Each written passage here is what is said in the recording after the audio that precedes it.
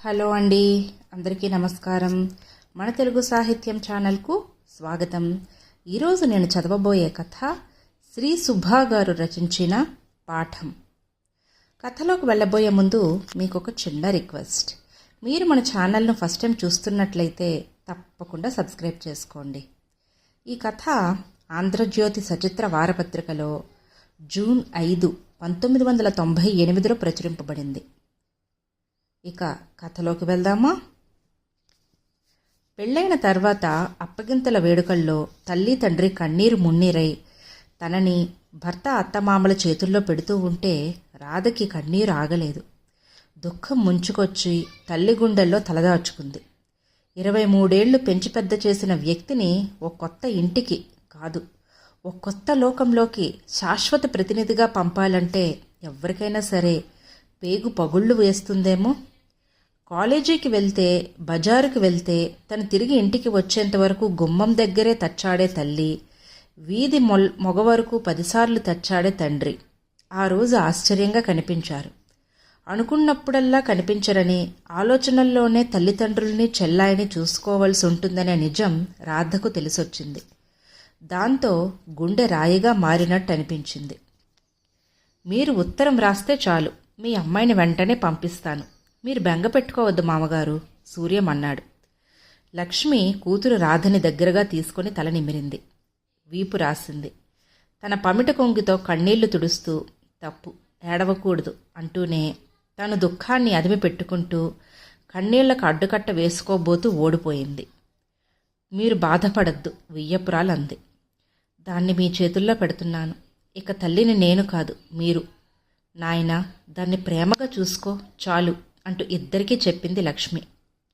మీ అమ్మాయి మెళ్ళలో 3 ముళ్ళు వేసి కూడా తీసుకుపోతున్నాననే కోపంతో నన్ను తన కొంగుకు ముడి వేసుకోవద్దని చెప్పండి చాలు అన్నాడు సూర్యం నవ్వుతూ. రాధ పుట్టి పెరిగిన ఇంటి నుంచి భర్త అనే సూర్యంతో గుమ్మం దాటి వెళ్ళిపోయింది. లక్ష్మి గుమ్మం దగ్గర ఆటోలు దృష్టికి దూరంగా జరిగేటంత వరకు చూసి వెనక్కి వచ్చింది. ఆమెకు తల వంచుకొని సోఫాలో దిగాలుగా కూర్చున్న భర్త రాజారావు కనిపించారు. దూరంగా సోఫాలో ఎర్రబడ్డ కళ్లతో చేతులు కలుపుకొని ఉన్న చిన్న కూతురు కనిపించింది. లక్ష్మి పడగ్గదిల్లోకి వంటింట్లోకి వెళ్ళింది. తిరిగి హాల్లోకి వచ్చింది. కాసేపు అక్కడే ఉన్న చాప మీద కూలబడింది. అక్క మళ్ళీ ఎప్పుడొస్తుందమ్మా? లక్ష్మి మాట్లాడలేదు. అయితే భర్త మొహంలోకి ఓసారి చూసింది. బావ అక్కని మన ఇంటికి పంపుతాడా నాన్న? లేకపోతే తప్పు, అలా మాట్లాడకూడదు. బావ మంచివాడమ్మా అని లక్ష్మి భర్త మొహంలోకి చూడబోయి తల వంచుకుంది. అయితే రాజారావు భార్య మొహంలోకి చూశాడు. ఆ తర్వాత చిన్న కూతురి వైపు, ఆ పైన చుట్టూ ఉన్న 4 గోడల వైపు చూడసాగాడు. బెంగపడిన ఆయన మనసులో అప్పుడు 7 సముద్రాలు ఆటుపోటులు ఉమ్మడిగా రేగుతున్నాయి. వచ్చే నెలలో సంక్రాంతి పండుగ ఉంది, రాధక్క అప్పుడొస్తుంది అన్నాడు నెమ్మదిగా రాజారావు. సంక్రాంతి పండుగ కళ్ళుణ్ణి కూతుర్ని వియ్యాల వారిని పిలవడానికి రాజారావు బయలుదేరాడు. ఆయనలో చిన్నపాటి సంతోషం ఉంది, మరి కొంచెం మాదుర్దా ఉంది, తెలియని ఆవేదన ఉంది. 60 రోజుల నాడు చూసిన కూతురు రాధ పదే పదే గుర్తుకు వస్తోంది. 20 ఏళ్లు పైబడి సుమారు 8,000 రోజులు కళ్ల ముందు తిరిగిన బిడ్డ ఒక్కసారిగా కలలో మనిషిగా మారిపోయింది. రైలు కన్నా వేగంగా వెళుతూ మనసు కూతుర్ని దర్శిస్తున్నా తృప్తి కలగటం లేదు. కాయలు కాచిన కళ్ళు పువ్వులుగా మారి వికసించాలని ఆరాటపడుతున్నాయి. నమస్కారం బావగారు. రాజారావు ఉలిక్కిపడి పక్కకు చూశాడు. బావమరిది రామం చేతులు కలిపాడు. నేను రామాన్ని. చాలా ఏళ్లే చూసిన మూలంగా గుర్తుపట్టలేకపోయారేమో. నేను మిమ్మల్ని పోల్చుకోలేకపోయాను. మా అక్క పిల్లలు అంతా క్షేమమేనా? ఎంతవరకు ప్రయాణం? రామం గొక్క తిప్పుకోకుండా అడిగాడు. రాధని అల్లుణ్ణి పండక్కి పిలవటానికి హైదరాబాద్ వెళ్తున్నాను. ఏంటి, రాధకి పెళ్ళయిందా? ఎప్పుడు? 2 నెలలయ్యింది. పనుల హడావిడిలో మీ ఊరు వచ్చి మిమ్మల్ని పిలవలేకపోయాను. శుభలేఖ పంపాను. మీ అక్క మీరందరూ వస్తారని ఎదురు చూసింది. రామం రాజారావు కళ్ళల్లోకి చూస్తూ అన్నాడు. మాకైతే ఏ శుభలేఖ అందలేదు. బహుశా మేం పెళ్లికి ఎక్కడ వచ్చిపోతామోనని అది కాస్త మరో ఊరో మరొకరి ఇంటికో వెళ్ళి ఉంటుంది. అయితే ఎక్కడో పొరపాటు జరుగుండాలి, క్షమించు. ఇందులో క్షమించడానికి ఏముంది బావగారు, మీరే మమ్మల్ని క్షమించాలి. అందుకోసమే మేము 25 ఏళ్ళు ఎదురు చూసి మనసులు రాయి చేసుకున్నాం. మీరు పరోక్షంగా మాకు మంచి శిక్ష వేశారు. కానీ కట్టుకున్న భార్యను రామం ఆగిపోయాడు. ఇప్పుడిక్కడివన్నీ ఎందుకులే, రామం చిన్నగా నవ్వాడు. ఆ బాధలో నిరాశ ఉంది, నిస్పృహ ఉంది. గాయపడ్డ వాళ్లకు తప్ప గాయం చేసిన వాడికి నొప్పి ఎలా ఉంటుందో తెలియదంటారు. రాజారావు ఏం మాట్లాడలేదు. మీ భవిష్యత్తును, తల్లిదండ్రులతో మీ అనుబంధాన్ని కకావికలం చేసింది మా అక్కని మేము మీ అభిప్రాయం. ఇవన్నీ ఎందుకు రామం? రామం నవ్వేసి అన్నాడు. బహుశా వాళ్ళ అమ్మలా రాధ ప్రేమ వివాహం చేసుకుని ఉండదు. అవునా బావగారు? మీ అల్లుడు కట్నం తీసుకున్నాడా లేక ఆదర్శవాదా? పోనీలేండి, అతను ఎలాంటి వాడైనా దాన్ని ప్రేమగా చూసుకుంటే చాలు. అత్తగారిని, మామగారిని, మరదల్ని అవమానించేవాడు కాకపోతే చాలు. ఇంతలో రైలు ఖమ్మం స్టేషన్లో ఆగింది. నేను వెళ్తున్నాను బావగారు. మీకు గుర్తుంటే రాధకు నా ఆశీర్వాదాలు అందజేయండి. నా అడ్రస్ ఇదిగో. దీన్ని నా మేనకోడలికి ఇవ్వండి. ఇప్పుడది స్వతంత్రురాలు కాబట్టి తప్పకుండా నాకు ఉత్తరం రాస్తుంది. నాకు ఆ నమ్మకం ఉంది. అక్కని అడిగానని చెప్పండి అంటూ రామం రైలు దిగాడు.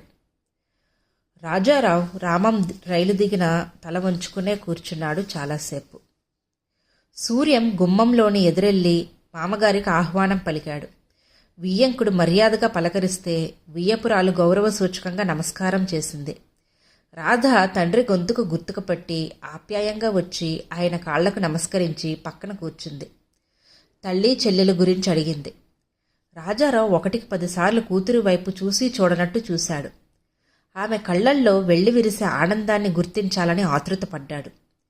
తల మీద చెయ్యి వేసి నిమరాలని, చెయ్యి పుచ్చుకుని దాన్ని గుండెలకు హత్తుకుంటే కూతురు తాలూకా స్పర్శ ఆమె సుఖదుఖాల వైనం చెబుతుందని కూడా ఆశపడ్డాడు. మిమ్మల్ని సంక్రాంతి పండుగకి పిలవడానికి వచ్చాను. మీరందరూ 4 రోజులు ముందుగానే మా ఊరు రావాలి అన్నాడు వియ్యంకుడి వైపు చూసి. చాలా సంతోషం. కానీ మా అమ్మాయికి కూడా ఇదే పెళ్ళైన మొదటి సంవత్సరం. మాకు కుదరదు కదా. అబ్బాయి కోడలు వస్తారు. అప్పుడే సూర్యం బట్టలు వేసుకుని హాల్లోకి వచ్చాడు. నాకు ఆఫీస్ టైం అయ్యింది. మీరు నాన్నగారు కాలక్షేపం చెయ్యండి అంటూ బయటికి వెళ్ళిపోయాడు. రాజారావు స్నానం చేసి వియ్యంకుడితో కాసేపు మాట్లాడాడు. రాజారావు భోజనం తర్వాత రాధ గదిలోకి వెళ్ళాడు. రాధ పనులు పూర్తి చేసుకుని వచ్చింది. నేను ఈ రాత్రి బండికే వెళ్దాం అనుకుంటున్నాను. అతను ఒకవేళ పండగ నాటికి వస్తానంటే నువ్వు ఓ వారం ముందు రా అమ్మా. అమ్మ చెల్లాయి చెప్పమన్నారు. రాధ తల వంచుకొని అంది. పండక్కి మన ఇంటికి రావటం నాకు వీలు కాకపోవచ్చు నాన్న. ఆఫీసులో పనుల హడావుడుంది నాకు, ఆయనకు కూడా. రాజారావు మొదట ఆశ్చర్యపోయాడు. ఆ పైన బేలగా నవ్వి, మొదటి పండక్కి పుట్టింటికి రావచ్చా, రాననొచ్చా? ఏ అత్తయ్య తిట్టిందనా? అనునయంగా అడిగాడు. రాధ కాదని తల ఊపింది. చెప్పు, అతను ఏమైనా అలిగాడా స్కూటర్ ఇవ్వలేదని? సూర్యం అలాంటివాడు కాదు. మరి మన ఇంట్లో అడుగుపెట్టిన ఆడదాన్ని ఆ తర్వాత పుట్టింటి గడప తొక్కనీయకపోవడం జరిగింది కదా నాన్న. అదేంటి నాన్న? అమ్మకు పుట్టిల్లు కరువయ్యింది. అది నీకు తెలుసు. అమ్మకి దక్కని ఆనందం ఆమె కడుపున పుట్టిన నాకెందుకు దక్కాలి? రాజారావు చిత్రువే అయ్యాడు. నువ్వే ప్రేమించి అమ్మను భార్యగా చేసుకున్నావు. నీ తల్లిదండ్రుల్ని అవసరమైతే ఎదిరిస్తానని అన్నావు. కానీ పెళ్ళైన వెంటనే తాతయ్యకు బామ్మకు భయపడి వాళ్ళు చెప్పినట్టు అమ్మని ఆడించావు. అమ్మకు తాళి కట్టావు కాబట్టి, ఉద్ధరించావు కాబట్టి ఆమె ఏ విషయంలో నీకు ఎదురు చెప్పకూడదు. ఆమెకు ఆశలు ఉండకూడదు. ఆమె తన కన్నీరు తనే తుడుచుకోవాలి తప్ప మరెవరి అంట ఆమెకు ఉండకూడదు. ఇది జరగలేదా? ఇది నిజం కాదా నాన్న? అది కాదమ్మా, మీ తాతయ్య అమ్మమ్మ నన్ను అవమానించారు. ఇవన్నీ అబద్ధాలు నాన్న. తాతయ్య కట్నం ఇవ్వలేడని నీకు తెలుసు. ఇటు అమ్మ కావాలి. మీ తండ్రి నీకు ఉచ్చులు బిగించటంతో వాళ్ళను కాదనలేక అమ్మ మీద, తాతయ్య మీద పరోక్షంగా విరుచుకుపడ్డావు. చిన్నప్పుడు ఇవన్నీ మాకు అర్థం కాలేదు. నువ్వు లాకి భయపడి అమ్మని పెళ్లి చేసుకున్నావు. లాకి దొరకకుండానే సంసారం చేశావు. నీ మూలంగా అమ్మని చాటుగా తాతయ్య, బామ్మ ఎంతగా అవమానించారో నీకు తెలీదా? అది కాదమ్మా, ఏ భార్య భర్త తనని నెత్తికెక్కించుకోవాలని కోరుకోదు. ప్రేమిస్తే చాలని అనుకుంటుంది. నువ్వు అమ్మను భయపెట్టావు. 30 ఏళ్లుగా ఆమె తన పుట్టింటి గడప తొక్కకుండా చేశావు. నిజం కాదా? లేదమ్మా, అది కావాలని చెయ్యలేదు. తప్పు నాదే. నిజమే. ఇంటా బయట భార్యని అవమానించి లోకువ చేసే భర్తలుంటారని మొదటిసారి నిన్ను చూసిన తర్వాతే నాకు తెలిసింది నాన్న. నువ్వు పిరికివాడివి. పిరికివాడు ప్రేమించడు, క్రోధపడ్డం మాత్రమే చేస్తాడు. నీ తండ్రి ఆస్తి కోసం, ఆయన్ని సంతోషపెట్టడం కోసం అమ్మను ఇంత చేటు అణగదొక్కడం ఏం న్యాయం నాన్న? రాజారావు మాట్లాడలేదు. నువ్వు స్త్రీనే కాదు, స్త్రీ శక్తినే తక్కువ అంచనా వేశావు. అందుకే చెబుతున్నాను, నేను ఈ పండక్కి కాదు, ఏనాడు మన ఇంటి గుమ్మం తొక్కను.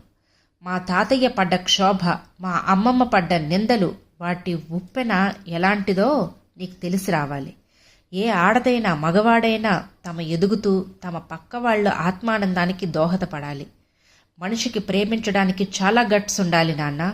కాపురం చేయడానికి మాత్రం నేర్పుంటే చాలు. రాజారావు తల వంచుకున్నాడు. రాధ తండ్రి వైపు చూసింది. ఆమెలో ఆవేశం తగ్గింది, ఆవేదన పుట్టింది. చటుక్కున కన్నీళ్లు ఉబికాయి కళ్ళల్లో. క్షమించండి నాన్న, నేను మిమ్మల్ని ఇన్ని మాటలు అనాల్సి వచ్చింది. కారణం మీ తప్పు మీరు తెలుసుకుంటారని. ఎప్పటికైనా అమ్మను ప్రేమించండి, అమ్మని సుఖపెట్టండి. మనస్సాక్షిగా నేను ఆఫీస్కి వెళ్తున్నాను. సూర్యం దగ్గర ఈ విషయాలేవీ ఎత్తద్దు. ఎందుకంటే అతనికి మీ గురించి అంతా చెప్పాను. సూర్యం అర్థం చేసుకున్నాడు. అతను నన్ను ప్రేమిస్తాడు, తల్లిదండ్రుల్ని సేవిస్తాడు. అంతేగాని ప్రేమని నేలబారు స్థాయికి దిగదార్చడు. మీరు మారారని అమ్మ ఉత్తరం వ్రాసిన రోజునే నేను మన గుమ్మం తొక్కుతాను. ఉంటాను. ఇదండి కథ. ఈ కథ కనుక మీకు నచ్చినట్లయితే లైక్ చేయండి, షేర్ చేయండి. అలాగే మరిన్ని ఇంట్రెస్టింగ్ కథల కోసం మన ఛానల్ను తప్పకుండా సబ్స్క్రైబ్ చేసుకోండి. Thank you.